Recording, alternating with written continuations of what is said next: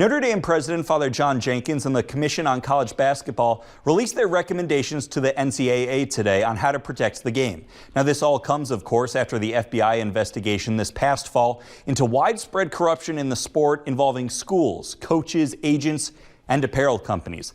The biggest recommendation by far is the elimination of the one-and-done rule. Currently, players have to be at least 19 and 1 year removed from high school before they can leave for the NBA. Now, under that system, top prospects spend just a few months in college pretending to be a student until they can go pro. Because of that, some schools have paid these kids 5- and 6-figure sums to play for them for just a year. Now those one-and-done kids could go straight to the NBA. The problem, though, is that one and done is an NBA rule, so the NCAA is actually powerless to change it. The NBA and the Players Association said that they're open to doing away with it, but not until 2020 at the earliest. Secondly, the commission recommended much stiffer penalties for schools and coaches that break those rules. For schools, the commission suggested a 5-year postseason ban for any major violations, and any coaches that run afoul of the NCAA could be permanently banned from coaching at the collegiate level.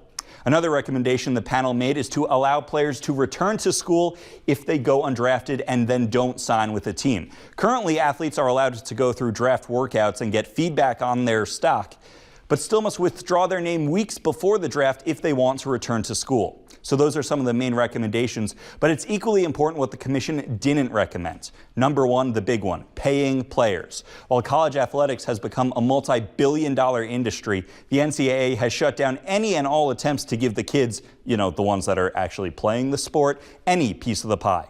There was also nothing on compensating an athlete for their name, image, or likeness, although this one is a little more nuanced. This issue of whether players should get something for schools or other companies using them in ads, video games, or any other products is currently being debated in a California court, and the commission said that they would wait until that case is decided before making any recommendation.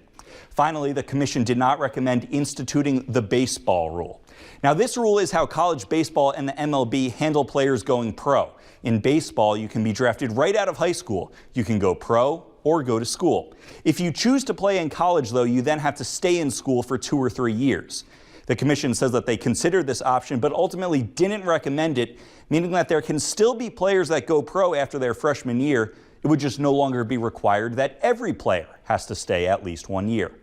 Of course, these are all just recommendations. The NCAA will look at them in August, put some into law right away, deliberate more on others, and could even dismiss some outright.